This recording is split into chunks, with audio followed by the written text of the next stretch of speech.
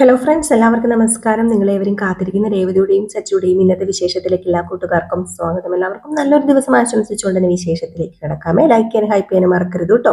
അപ്പൊ തുടങ്ങുമ്പോൾ തന്നെ കാണിക്കുന്നത് നമ്മുടെ ശ്രുതിയും ബീരാനിക്കായും സംസാരിച്ചുകൊണ്ട് നിൽക്കുന്നതാണ്. അങ്ങനെ നമ്മുടെ ശ്രുതിയോട് ബീരാനിക്ക പറയാണ്, ഇനി പറ്റത്തില്ല എനിക്ക് ഒളിച്ചിരിക്കാനായിട്ട്. ഞാൻ മടുത്ത് ഒളിച്ചിരുന്ന് എൻ്റെ മരുമകന്റെ വിവാഹം കൂടി എനിക്ക് നീ കാരണം കാണാനായിട്ട് സാധിച്ചില്ല. അതുകൊണ്ട് ഇനി ഞാൻ ഒളിച്ചിരിക്കത്തില്ല. അവർ കൈ പിടിച്ച് കല്യാണ മണ്ഡപത്തിൽ നിന്ന് ഇറങ്ങുമ്പോൾ അവരുടെ അടുത്ത് എനിക്ക് നിൽക്കണം എന്ന് പറയുമ്പോഴത്തേക്കും, പ്ലീസ് ബീരാനിക്ക ഒന്ന് ഓർക്കണം, ഇവര് തമ്മിൽ അത്രയ്ക്ക് റിലേഷനാണ്. അത് ബന്ധുക്കൾ എന്നതിലും ഉപരിയായിട്ട് എൻ്റെ അമ്മായിയച്ഛനും അതുപോലെ തന്നെ ബീരാനിക്കയുടെ മരുമകൻ വിവാഹം കഴിക്കാൻ പോകുന്ന മോളുടെ അച്ഛനും ആയിട്ടുണ്ട്. അപ്പൊ അതുകൊണ്ട് കല്യാണം കഴിഞ്ഞ് അത്രയ്ക്ക് പെട്ടെന്നൊന്നും ഇറങ്ങാൻ പറ്റത്തില്ല എന്ന് പറഞ്ഞപ്പോഴത്തേക്കും ബീരാനിക്ക പറഞ്ഞു, ഇത്രയും നേരം ഞാൻ എങ്ങനെ പിടിച്ചു നിന്നതെന്ന് നിനക്ക് അറിയത്തില്ല. ഞാൻ പറഞ്ഞേക്കാം, ഇനി എനിക്ക് പറ്റത്തില്ല. എന്റെ മരുമകന്റെ കല്യാണമാണ് നടക്കുന്നത്. താലി കെട്ടുമ്പോഴുണ്ടല്ലോ അവർക്കൊപ്പം മണ്ഡപത്തിൽ നിൽക്കേണ്ട ഞാന് ഒളിച്ചും പാത്തും പരിങ്ങിയൊക്കെ നടക്കാണ്. നീ കാരണം എനിക്കിത് കഴിഞ്ഞില്ല. നിനക്കറിയോ, ദൂരെ ഒരു അന്യനെ പോലെ നോക്കി നിൽക്കേണ്ട ഒരു അവസ്ഥയാടി കൊച്ചെ എനിക്ക് ഉണ്ടായത്. ആര് കാരണം? നീ കാരണം. ആ മക്കളെ ഒന്ന് ആശീർവദിക്കാൻ പോലും എനിക്ക് കഴിഞ്ഞില്ല. അറിയാലോ നിനക്ക് നിനക്ക് നിനക്കതൊന്നും പറഞ്ഞാൽ മനസ്സിലാവത്തില്ല. ബന്ധത്തിന്റെ വില നിനക്ക് അറിയത്തില്ല. എനിക്ക് അവരെ കണ്ട് സംസാരിക്കണം, ഒന്ന് ആശീർവദിക്കണം. ഞാനും കൂടി ക്ഷണിച്ചിട്ട് വന്ന എന്റെ ബന്ധുക്കളോടോ നാട്ടുകാരോടോ കൂടി ഞാനൊന്ന് നേരം ചൊവ്വെ മിണ്ടിയിട്ട് പോലുമില്ല. അവരെയൊക്കെ എനിക്കൊന്ന് കാണണം, അവരോട് എനിക്കൊന്ന് സംസാരിക്കണം. ഇല്ലെങ്കിലേ ചങ്ക് പൊട്ടും, ഈ ബീരാന്റെ ചങ്ക്. നിന്റെ വീട്ടുകാരെ ഇവിടെ നിൽക്കുന്നിടത്തോളം അത് നടക്കത്തില്ല. നീ എങ്ങനെയെങ്കിലും അവരെ ഒന്ന് കൂട്ടിക്കൊണ്ട് പോകാൻ നോക്ക് പെങ്കൊച്ചെ. അത് പിന്നെ എങ്ങനെ അവരെ ഇവിടുന്ന് ഞാൻ പറഞ്ഞയക്കുന്നത് ബീരാനെ? അതൊന്നും എനിക്കറിയില്ല. നീ വലിയ സൂത്രക്കാരിയല്ലേ, എന്തെങ്കിലും സൂത്രം നീ പ്രയോഗിക്കുക, എന്നിട്ട് അവരിവിടുന്ന് കൊണ്ടുപോ. എനിക്ക് ഇതിൽ കൂടെ ഒന്നും പിടിച്ചു നിൽക്കാൻ പറ്റത്തില്ലെന്ന് ഞാൻ പറഞ്ഞില്ലേ. അല്ല, അത് പിന്നെ വേണ്ട വേണ്ട, തന്ത്രപൂർവ്വം സംസാരിച്ച് അവർ ഇവിടുന്ന് എങ്ങനെയും കൂട്ടിക്കൊണ്ട് പോകാൻ നോക്ക് എന്ന് പറഞ്ഞിട്ട് നമ്മുടെ ബീരാൻ അങ്ങ് പോയിട്ടോ. ഏതായാലും ഈ സമയത്ത് ശ്രുതി എല്ലാവരെയും ഒന്നിച്ച് കൂട്ടിക്കൊണ്ട് പോകാനൊന്നും പറ്റത്തില്ല. എങ്ങനെയെങ്കിലും അവരെ പറഞ്ഞു വിടാൻ നോക്കണം. എന്താണ് എൻ്റെ ദൈവമേ ഇപ്പൊ ഒരു വഴിയുള്ളത്? ഒരു എത്തും പിടിയും കിട്ടുന്നില്ലല്ലോ. ഈ സമയത്ത് നമ്മുടെ ബീരാൻ വീണ്ടും പാത്തും പതുങ്ങിയൊക്കെ മരുമകനെ കാണാനായിട്ടും അതുപോലെ മരുമകൻ കെട്ടിയിരിക്കുന്ന പെണ്ണിനെ കാണാനൊക്കെ ആയിട്ട് അങ്ങോട്ടും ഇങ്ങോട്ടൊക്കെ പോകുന്നുണ്ട് കേട്ടോ. ഈ ഒരു സമയത്ത് പെട്ടെന്ന് നമ്മുടെ പെണ്ണിന്റെ എല്ലാ ചെറുക്കന്റെ അച്ഛൻ വന്നിട്ട് ബീരാനെ അളിയ ഒരു ചെറിയ പ്രശ്നമുണ്ട് കേട്ടോ. എന്ത് പ്രശ്നം? അതെ, നമ്മുടെ ജീവൻ അവനെ പെണ്ണിന്റെ ഭാഗത്ത് നിന്ന് വന്നൊരാളെ അടിച്ചു. അവനെ തിരിച്ചടിച്ചിട്ടേ പോകത്തുള്ളൂ എന്ന് പറഞ്ഞ ജീവനും കൂട്ടുകാരനും കൂടെ നടക്കുന്നത്. ഫങ്ഷനാന് അലങ്കോലം ആകുമെന്ന് എനിക്ക് ചെറിയൊരു പേടിയുണ്ട്. ഓ, ഇവമാരെ കൊണ്ട് തോറ്റല്ലോ. എവിടെ ചെന്നാലും പ്രശ്നമാണോ? അവരുടെ ഭാഗത്ത് തെറ്റൊന്നും ഇല്ലെന്നാ അവര് പറയുന്നതേ. അപ്പൊ അതുകൊണ്ട് പിന്നെ നമ്മൾ എന്താ ചെയ്യേണ്ടത് ഇനി? അളിയനൊന്ന് പറ. അപ്പോഴത്തേക്ക് നമ്മുടെ ബീരാൻ അവര് വരുന്നത് കണ്ടു കേട്ടോ. ജീവനും കൂട്ടുകാരനും വരുന്നത് കണ്ടു. ഇതിന്റെ പിന്നിൽ സച്ചിയാന്ന് അറിയത്തില്ലല്ലോ. അപ്പോഴത്തേക്ക് ജീവൻ പറഞ്ഞു, ഞങ്ങളെ വെറുതെ വിടത്തില്ല, ചോദിക്കണം, നിങ്ങളും കൂടെ വാ. എനിക്കിപ്പോ അവനോട് ചോദിക്കണം. അയ്യോ എന്റെ പൊന്നു ജീവ, ഇവിടെ നല്ലൊരു ഫംഗ്ഷൻ നടക്കല്ലോ, അത് നിങ്ങൾ മറന്നോ? എന്തായാലും ചോദിച്ചേ പറ്റൂ. എന്നെ അവൻ അടിച്ചു. അല്ല, നിന്നെ അടിച്ചതില് എന്താ വിഷയം? പറ, നിന്നെ എന്തുകൊണ്ട് അടിച്ചു? അവൻ അടിച്ചു, അവനെ അടിക്കാൻ മാത്രം ഞങ്ങളൊന്നും പറഞ്ഞിട്ടില്ല എന്ന് നുണ പറയുന്ന കേട്ടോ ജീവനൊക്കെ. അവനൊക്കെ ചെയ്ത പരിപാടിക്ക് അടിക്കുകയല്ല, കൊല്ലുക ചെയ്യേണ്ടത്. അങ്ങനെ നമ്മുടെ സച്ചിനെ ചൂണ്ടിക്കാണിക്കുകയാണ് ജീവൻ. അവനെ എന്നെ അടിച്ചതെന്ന്. തീർന്നില്ലേ? ബീരാനിക്കൊക്കെ എന്തെങ്കിലും ചെയ്യാൻ പറ്റുമോ? ബീരാനിക്കൊക്കെ അവിടെ നിന്ന് മൂങ്ങുക അല്ലാതെ വേറെ ഒരു നിവർത്തിയില്ല. ഏതായാലും ഈ സമയത്ത് നമ്മുടെ ജീവനെ ബീരാനിക്കാന്റെ പെങ്ങളുടെ ഭർത്താവും കൂടെ അവിടെ നിന്ന് പിടിച്ചു മാറ്റുകയാണ് കേട്ടോ. ദേവി ഇത് പ്രശ്നം ഉണ്ടാക്കരുത്. ഏതായാലും ഒരടി കിട്ടി, അത് നമ്മളങ്ങ് മറന്നേക്കാം. നമുക്ക് കല്യാണം കഴിഞ്ഞ് എന്തെങ്കിലും എന്താണെന്ന് വെച്ചാൽ ചെയ്യാം. അല്ലാതെ ഇതിനിടയിൽ ഒരു പ്രശ്നം ഉണ്ടാക്കരുത് ജീവ. ഈ ചടങ്ങൊന്ന് കഴിയട്ടെ. തല്ലു മേടിച്ചിട്ട് പോകാൻ എനിക്ക് മനസ്സില്ല. പയ്യന്റെ വീട്ടുകാർക്കും അത് അപമാനമല്ലേ? നിങ്ങൾ വന്നില്ലെങ്കിൽ വേണ്ട, ഞങ്ങൾ ഒറ്റയ്ക്ക് ചെന്ന് അടിച്ചോളാം, വാടാ എന്ന് പറഞ്ഞിട്ട് ജീവൻ എന്ന് പറയുന്നവൻ ആ കൂട്ടുകാരനെ വിളിച്ചോണ്ട് അങ്ങ് പോയി കേട്ടോ.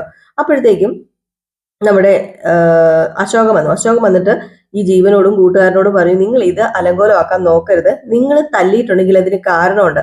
അവരെ മാളുവിനെ കുറിച്ച് വേണ്ടാത്തീനം പറഞ്ഞിട്ടല്ലേ എന്ന്. അത് നമ്മുടെ ജീവനോട് മാത്രമല്ല പറഞ്ഞത് കേട്ടോ, നമ്മുടെ ബീരാനിക്കായോടും ചെക്കനോടും നമ്മുടെ അശോകൻ പറയാണ്, ഇതാണ് കാരണം, ഇതുകൊണ്ടാണ് അവൻ അവർക്കിട്ട് അടിച്ചത്, ജീവൻ എന്ന് പറയുന്ന ആൾക്കിട്ട് അടിച്ചതെന്ന് നമ്മുടെ അശോകൻ ഇവരോട് പറയുന്നുണ്ട്. അപ്പൊ ഇത് കേട്ട് കഴിയുമ്പോഴത്തേക്ക് കാര്യം പിടികിട്ടാണ് ഈ പറയുന്ന ബീരാനിക്കും നമ്മുടെ പെണ്ണിന്റെ അച്ഛന് കാര്യം മനസ്സിലാവുകയാണ്. ഏതായാലും പ്രശ്നം വേറെ ആരുടെയും കയ്യിലല്ല, ഈ ജീവൻ എന്ന് പറയുന്ന ആളുടെ കയ്യിൽ തന്നെയാണ്. അതായത് ചെറുക്കന്റെ വീട്ടുകാരുടെ നിന്ന് വന്ന ആളുടെ കയ്യിൽ തന്നെയാണ് പ്രശ്നം എന്ന് പറഞ്ഞിട്ട്, അതായത് ആ ഒരു സാഹചര്യം പറഞ്ഞു കൊടുക്കുകയാണ്. വേറൊന്നുമല്ല പറഞ്ഞു കൊടുക്കുന്നത്, അത്രയ്ക്കും വൃത്തികേടല്ലേ പറഞ്ഞേക്കുന്നത്. നമ്മുടെ മാളു വിവാഹം ഇവരെന്താ ആദ്യം ഒളിച്ചോടി വിവാഹം കഴിച്ചവരാണെന്നും ആ പെണ്ണ് പ്രഗ്നന്റ് ആയെന്നോ അങ്ങനെയൊക്കെ പറഞ്ഞു പിടിപ്പിച്ചിട്ടുണ്ട്. അപ്പൊ ഇത് മുഴുവൻ നമ്മുടെ വീരാനിക്കയോടും ചെക്കന്റെ അച്ഛനോടും പറഞ്ഞു. ഇത് കേട്ട് കഴിയുമ്പോഴത്തേക്ക് തോലി ഉരിഞ്ഞു പോയിട്ടോ, തോലി ഉരിഞ്ഞു പോയി. എന്നിട്ട് അശോകൻ പറഞ്ഞു, ദേ അവന്റെ പെങ്ങളെ കുറിച്ചാ പറഞ്ഞത് ഇങ്ങനെയൊക്കെ. അവൻ തല്ലിയിട്ടേ പോയത്, കൊല്ലാതെ വിട്ടത് ഭാഗ്യെന്ന് കരുതിയാ മതി. ശരിക്കും നിങ്ങൾക്ക് അറിയില്ല അവനെ അത്രയ്ക്കുണ്ട്. ഇങ്ങനെ പറഞ്ഞവരെ എന്നാ പിന്നെ ചെയ്യേണ്ടതെന്ന് ചോദിച്ചു. വീരാനിക്ക് എന്ത് ചെയ്തു? നേരെ ജീവന്റെ അടുത്തേക്ക് എന്ത് ചോദിച്ചു, അല്ല നീ അങ്ങനെ പറഞ്ഞോടാ, നീ അങ്ങനെ പറഞ്ഞോ? അത് അത് പിന്നെ എന്ന് പറഞ്ഞപ്പോഴത്തേക്കും വീരാനിക്ക് പറഞ്ഞു, നീ ഇങ്ങോട്ട് വന്നേ, ഞാൻ പറയട്ടെ, വാടാ എന്ന് പറഞ്ഞ് മാറ്റി ഒരു സ്ഥലത്ത് വിളിച്ചുകൊണ്ട് പോയി നല്ലതുപോലെ കൊടുക്കുകയാണ് വീരാനിക്ക. നീ എന്നാടാ വിചാരിച്ചത്? ദേ അടിച്ചതിന്റെ ചേപ്പക്കുറ്റി മാറ്റും. മാത്രമല്ല ദേ നീ പറഞ്ഞത് വെച്ച് നിനക്ക് എത്രണ്ണം കിട്ടിയെന്നാ പറഞ്ഞത്? എനിക്ക് ഒരെണ്ണം. പറഞ്ഞത് വെച്ച് നിനക്ക് ഒരെണ്ണം അല്ലടാ, നിന്റെ ചെപ്പക്കുറ്റിയുടെ ഷേപ്പ് അല്ല മാറ്റേണ്ടത്, നിന്റെ ചെപ്പക്കുറ്റി തന്നെ മാറ്റി വെക്കണം എന്ന് പറഞ്ഞിട്ട് ഒരു ഒറ്റ ഒരെണ്ണം കൊടുത്തു കേട്ടോ. കൊടുത്തിട്ട് പറഞ്ഞു, ഇപ്പഴാ കറക്റ്റ് ആയത്. നീയൊക്കെ ഭക്ഷണം കഴിച്ചായിരുന്നോ എന്ന് ചോദിച്ചു. ഇല്ല, ഭക്ഷണം കഴിച്ചില്ല. ഓ, എന്നാ പിന്നെ രണ്ടുപേരും പോയി ഭക്ഷണം കഴിക്കുക, എന്നിട്ട് വീട്ടിൽ പൊക്കോ. പരദൂഷണം പറഞ്ഞോണ്ടൊക്കെ നാണമില്ലടാ നിനക്കൊക്കെ, വൃത്തികെട്ടവനെ. ഇതുപോലെ ഇങ്ങനെ പരദൂഷണം പറഞ്ഞുകൊണ്ട് നടന്നാലേ നിന്റെ വീട്ടിലൊക്കെ ഇല്ലടാ പെണ്ണുങ്ങള്. അവരെ കുറിച്ച് മറ്റുള്ളവർ പറഞ്ഞുകൊണ്ട് നടക്കുന്നു.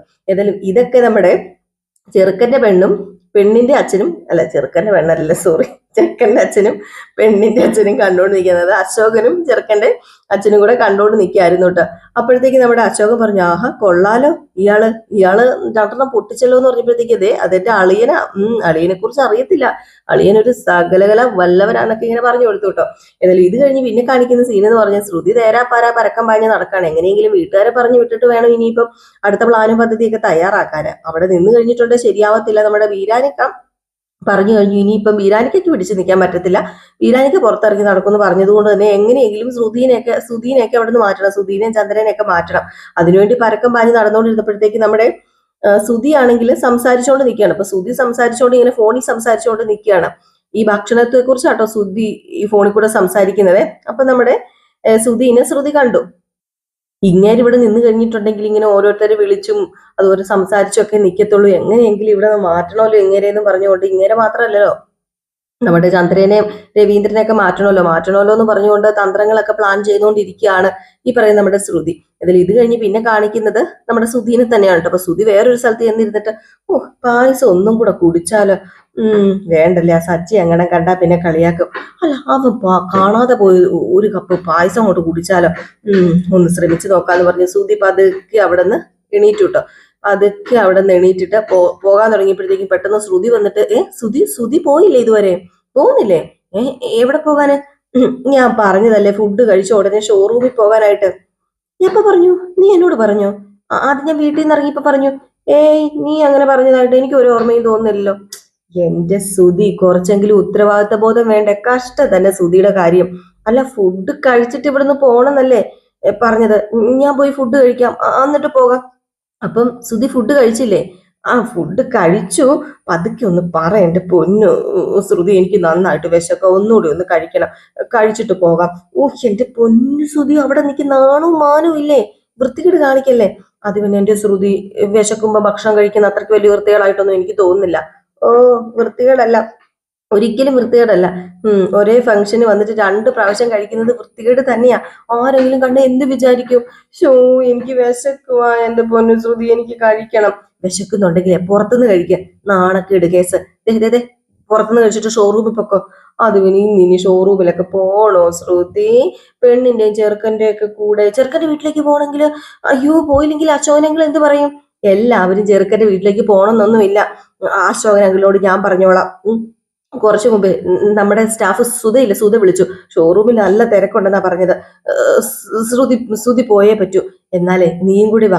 അയ്യോ എനിക്കിവിടെ ജോലിയുണ്ട്, പെണ്ണിറങ്ങുമ്പോ എനിക്ക് ടച്ചപ്പ് ചെയ്ത് കൊടുക്കണ്ടേ? ചെല്ല് എന്റെ പൊന്നു സുധി, സമയം പോകും. ഞാൻ ഇറങ്ങുമ്പോ സുധീനെ വിളിക്കാം. അല്ല ഞാൻ കുറച്ച് കഴിച്ചിട്ട് വേണ്ട കഴിക്കാതെ ഇപ്പൊ പോകാൻ നോക്കാം, അവിടെ തിരക്കുണ്ടെന്ന് പറഞ്ഞില്ലേന്ന് പറഞ്ഞ് നമ്മുടെ സുധീനെ പറഞ്ഞു വിട്ടപ്പോഴത്തേക്കും ശ്രുതിക്ക് ഒരു ആശ്വാസം. എന്റെ ഈശ്വര, അങ്ങനെ സുധി പോയി. ഇനി മറ്റതുങ്ങളെയൊക്കെ എങ്ങനെ ഞാൻ പറഞ്ഞു വിടും? എന്റെ ദൈവമേ, എന്തെങ്കിലും ഒരു വഴി കണ്ടെത്തിയേ പറ്റൂ. ശ്രുതിക്കാണോ വഴിയില്ലാത്തത്? എന്ത് കുറുക്ക് വഴി സ്വീകരിക്കാൻ ശ്രുതി തയ്യാറല്ലേ? എന്നാൽ ഈ സമയത്ത് ചെറുക്കനും പെണ്ണിനും ഹാപ്പി മാരീഡ് ലൈഫ് ഒക്കെ കൊടുക്കുകയാണ് വർഷയും ശ്രീകാന്തും. എന്നിട്ട് വർഷയും ശ്രീകാന്തും അങ്ങ് ഇറങ്ങുകയാണ് കേട്ടോ. ഈ സമയത്ത് വർഷയും ശ്രീകാന്തും വന്നിട്ട് ചന്ദ്രയോടും രവീന്ദ്രനോടും പറഞ്ഞു, അത് പിന്നെ ഞങ്ങൾ ഇറങ്ങാട്ടോ എന്ന് പറഞ്ഞു. അശോകൻ ചോദിച്ചു, നിങ്ങൾ പോവുകയാണ്, അപ്പൊ ചെറുക്കന്റെ വീട്ടിലേക്ക് വരുന്നില്ലേ? ഏയ്, ഞങ്ങൾ ചെറുക്കന്റെ വീട്ടിലേക്ക് വരുന്നില്ല, ഞങ്ങൾ ഇന്നൊരു ടൂറിന് പോവുകയാണ്, അപ്പൊ പിന്നെ ഞങ്ങൾ അങ്ങ് പോവുക എന്നിങ്ങനെ പറഞ്ഞു രവീന്ദ്രൻ. അപ്പൊ രവീന്ദ്രൻ പറഞ്ഞു, ഇവര് പോട്ടെ, മക്കള് പോട്ടെ, അവര് പോയി അടിച്ചു പൊളിച്ചിട്ട് വരട്ടെ എന്ന് പറഞ്ഞു. അപ്പൊ ചന്ദ്രൻ പറഞ്ഞു, പെട്ടെന്ന് വന്നേക്കണം കേട്ടോ, ലോകം മൊത്തം ചുറ്റാനൊന്നും നിൽക്കരുതേ എന്ന് പറഞ്ഞു.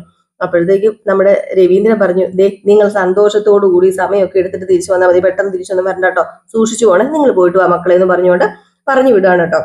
അങ്ങനെ അവരങ്ങ് പോയി. ഈ സമയത്ത് നമ്മുടെ ചന്ദ്രയാണെങ്കിൽ, അവർക്കിപ്പോ പോണ്ട വല്ല കാര്യം ഉണ്ടായിരുന്നോ രവിയേട്ടാ? കാര്യമുണ്ട്. അവരെ ഹണിമൂൺ കപ്പിൾസാ, നമ്മളെ പോലെ അല്ലാട്ടാ, മനസ്സിലായല്ലോ നിനക്ക്? ഓ, മനസ്സിലായി എന്ന് പറഞ്ഞ് അങ്ങ് പോയപ്പോഴത്തേക്കും അശോകനോട് രവീന്ദ്രൻ പറഞ്ഞു, പിണങ്ങി പോവുക എന്റെ ഭാര്യ. ഈ സമയത്ത് ശ്രുതി ഇതെല്ലാം കാണുന്നുണ്ട്. അപ്പൊ ശ്രുതി ആണെങ്കിൽ അങ്ങനെ വർഷയും ശ്രീകാന്തും പോയി കിട്ടി. ഇനിയിപ്പൊ അങ്കിളിനെ ആന്റിനെ ഇവിടെ നിന്ന് ഒഴിവാക്കണമല്ലോ. എങ്ങനെ ഒഴിവാക്കുന്നു? ഇങ്ങനെ ഓർത്തിങ്ങനെ അടുത്ത തന്ത്രം ഇങ്ങനെ മെനയാണ് കേട്ടോ. ഈ സമയത്ത് ചന്ദ്രയാണെങ്കിൽ എല്ലാവരോടും വർത്താനമൊക്കെ പറഞ്ഞുകൊണ്ട് നടക്കുകയാണ് കേട്ടോ. അപ്പോഴത്തേക്കും ശ്രുതി വന്നിട്ട്, അത് പിന്നെ അതെ, ആന്റി ഭവാനി ആന്റിയുടെ വീട്ടിൽ പോകുന്നില്ലേ എന്ന് ചോദിച്ചു. പറഞ്ഞു, ഞങ്ങൾ എന്തിനാ പോകുന്നത് അങ്ങോട്ടേക്ക്? അല്ല, അവരെ കൊണ്ട് എല്ലാം ചെയ്യാൻ പറ്റുമോ? എല്ലാം അവരെ കൊണ്ട് ചെയ്യാൻ പറ്റത്തില്ലല്ലോ, അവിടെയും ചടങ്ങും കാര്യങ്ങളൊക്കെ ഇല്ലേ. നിങ്ങളൊരു കാര്യം അവരുടെ വീട്ടിലേക്ക് അവരുടെ വീട്ടിലേക്ക് ചെന്ന് ഒന്ന് സഹായിക്കുക. അപ്പോഴത്തേക്കും നമ്മുടെ രവീന്ദ്രനും അന്തം വിട്ട് നിൽക്കുകയാണ് കേട്ടോ. ഈ ഒരു സമയത്ത് നമ്മുടെ ശ്രുതി പറഞ്ഞു, അല്ല മാളു ഇറങ്ങുമ്പോഴേ എനിക്കൊന്ന് ടച്ചപ്പ് ചെയ്യണോ, ഇല്ലായിരുന്നെങ്കിൽ ഞാൻ പോയേനെ കൂടെ. പിന്നെ അശോകനങ്കിലും വീട്ടിലില്ലല്ലോ, അങ്ങോട്ടേക്ക് അശോകനങ്കിളിന് പോകാനും പറ്റത്തില്ലല്ലോ. അപ്പൊ അദ്ദേഹത്തിന്റെ സ്ഥാനത്ത് നിന്ന് അങ്കിളും ആന്റിയും വേണ്ടതൊക്കെ ചെയ്തു കൊടുക്കാനായിട്ട്. അപ്പൊ പിന്നെ ഭവാനി ആന്റിയുടെ കൂടെ പോകാൻ നോക്കി, രണ്ടുപേരും കൂടെ പോവോ?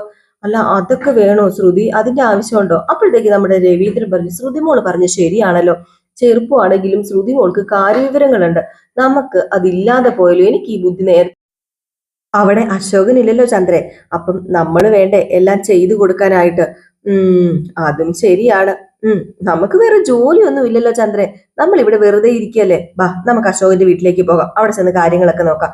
ഏതായാലും മോളെ ശ്രുതി, താങ്ക് യു, നീ പറഞ്ഞില്ലായിരുന്നെങ്കിൽ പോകാൻ പറ്റത്തില്ലായിരുന്നു, എന്നാ പിന്നെ ഞങ്ങൾ അങ്ങോട്ടേക്ക് പോവാന്ന് പറഞ്ഞുകൊണ്ട് രവീന്ദ്രനും ചന്ദ്രയും അവിടെ നിന്ന് ഇറങ്ങി. അങ്ങനെ ഒരു വിധത്തിൽ ആശ്വാസമായിട്ടോ.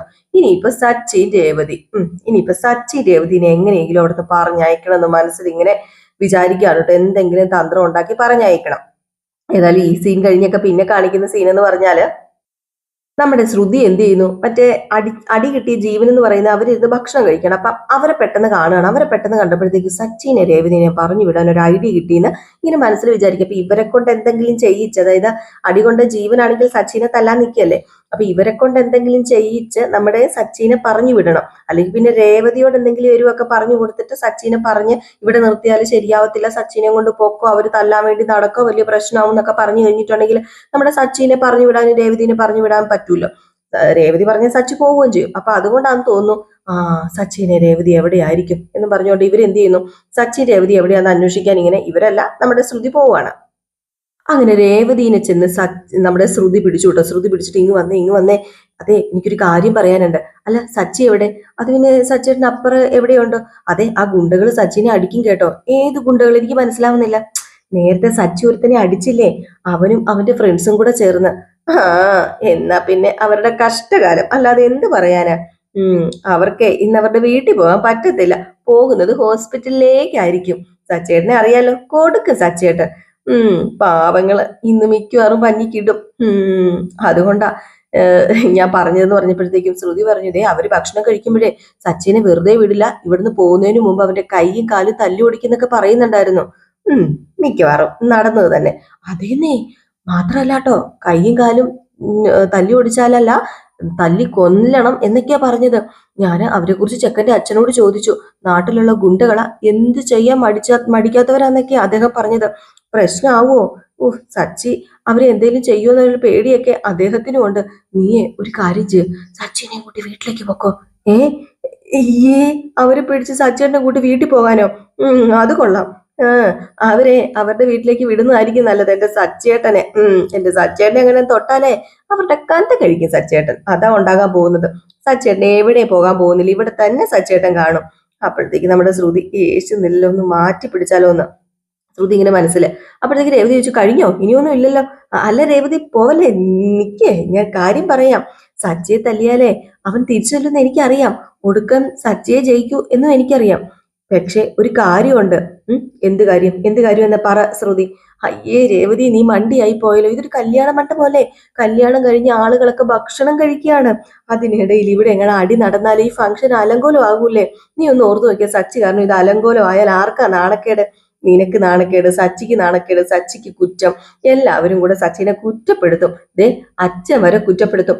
അവര് മുന്നും പിന്നും നോക്കാത്ത ഗുണ്ടകളാ, അറിയാലോ. സച്ചി അങ്ങനെ അല്ലല്ലോ രേവതി. അവന് ഒഴിഞ്ഞു മാറണമായിരുന്നെന്ന് എല്ലാവരും പറയുകയും ചെയ്യും. അതുകൊണ്ടാണ് ഞാൻ ഇതൊക്കെ പറഞ്ഞത്. ഓ, അത് ശരിയാ. ഞാനിതൊക്കെ നേരത്തെ സച്ചേട്ടന് പറയുകയും ചെയ്തായിരുന്നു. എന്നിട്ടാണോ രേവതി അവരടിച്ച സച്ചേട്ടൻ തിരിച്ചടിച്ചു എന്നൊക്കെ നീ ഇപ്പൊ പറഞ്ഞത്? ഇത് എവിടത്തെ ന്യായവടി? അല്ല, മുട്ടാമെന്ന വെറുതെ വിടാൻ പറ്റത്തില്ലല്ലോ. അതുകൊണ്ട് പറഞ്ഞതാ. അല്ല രേവതി, ഇത് നമ്മുടെ കുടുംബത്തില് നടക്കുന്ന ഒരു കല്യാണം പോലെ തന്നെയാ. അശോകനങ്ങളും തമ്മിലുള്ള ബന്ധം എന്താണെന്ന് രേവതിക്ക് നന്നായിട്ട് അറിയാലോ. ഈ ഫംഗ്ഷൻ എങ്ങനെ അലങ്കോലമായി പോയാലേ അത് നമ്മളെയൊക്കെ ബാധിക്കില്ലേ? നാണക്കേടല്ലേ? ആ ഗുണ്ടകൾക്ക് ഒന്നുമില്ല നഷ്ടപ്പെടാനായിട്ട്. നഷ്ടപ്പെടുന്ന എന്താ? നമ്മുടെ അന്തസ്സും അഭിമാനവും. കുറ്റം മുഴുവൻ സച്ചിയുടെ തലയിലാകുകയും ചെയ്യില്ലേ? അങ്കിളിന് വിഷമമാകും, അറിയാലോ. അങ്കിളിന് താങ്ങത്തില്ല. അങ്കിളും അശോകനങ്ങളും തമ്മിലുള്ള ബന്ധത്തെ പോലും ഇത് ബാധിക്കും. അതാ ഞാൻ പറഞ്ഞത്, നീ എത്രയും പെട്ടെന്ന് രേവതി സച്ചിനെയും കൂടെ കൂട്ടിക്കൊണ്ടു പോ. പിന്നെ ഉണ്ടല്ലോ, കാണുന്നവരോടൊക്കെ പറയുന്നത് ഈ സച്ചി കാരണമാ കല്യാണമൊക്കെ നടക്കുന്നതെന്ന്. ഈ സച്ചി കാരണം തന്നെ കല്യാണം അലങ്കോലം ആകുന്നതും അതൊക്കെ ആൾക്കാർ അറിഞ്ഞു കഴിഞ്ഞാൽ മോശമല്ലേ? ഓ, ശരിയാണല്ലോ. നീ പറയുന്നതിൽ കാര്യമൊക്കെ ഉണ്ടല്ലോ ശ്രുതി. ഇനിയിപ്പോ എന്ത് ചെയ്യും? അതാ പറഞ്ഞത് കാര്യമുണ്ടെന്ന്. കല്യാണം എന്ന് പറയുന്നത് വേറൊരാളുടെ സ്വപ്നമല്ലേ? ഫംഗ്ഷൻ ഭംഗിയായിട്ട് നടക്കട്ടെ. അതിനുവേണ്ടി ഒന്ന് മാറി നിന്ന് കഴിഞ്ഞാല് ഒന്നും വരാൻ പോകുന്നില്ല. സച്ചിനെ എങ്ങനെയെങ്കിലും മാറ്റി നിർത്താൻ നോക്ക് നീ. ഏതായാലും ഏറ്റവും തോന്നുന്നു കേട്ടോ നമ്മുടെ ശ്രുതി ഇത്രയും പറഞ്ഞത്. രേവതിക്കും സത്യം പറഞ്ഞു കഴിഞ്ഞിട്ടുണ്ടെങ്കിൽ ഒരു ചെറിയ പേടിയൊക്കെ തോന്നി. രേവതി നേരെ സച്ചിനെ കൂട്ടിക്കൊണ്ട് മാറി ഒരു സ്ഥലത്ത് പോയി. അപ്പൊ സച്ചി ചോദിക്കുന്നത്, എന്താ രേവതി, നിനക്ക് എന്താ പ്രശ്നം? നീ എന്താ ഇനി ഇങ്ങോട്ട് കൂട്ടിക്കൊണ്ട് വന്നത്? അത് പിന്നെ അവര് പ്രശ്നം ഉണ്ടാക്കാൻ ചാൻസ് ഉണ്ട്. ആര് പ്രശ്നം ഉണ്ടാക്കാന്? നേരത്തെ നിങ്ങളെ തല്ലിയില്ലേ, നിങ്ങൾ തല്ലിയില്ലേ അവനും അവന്റെ ഫ്രണ്ട്സും ഒക്കെ? അവരെ വലിയ ഗുണ്ടാസംഘമാണത്ര.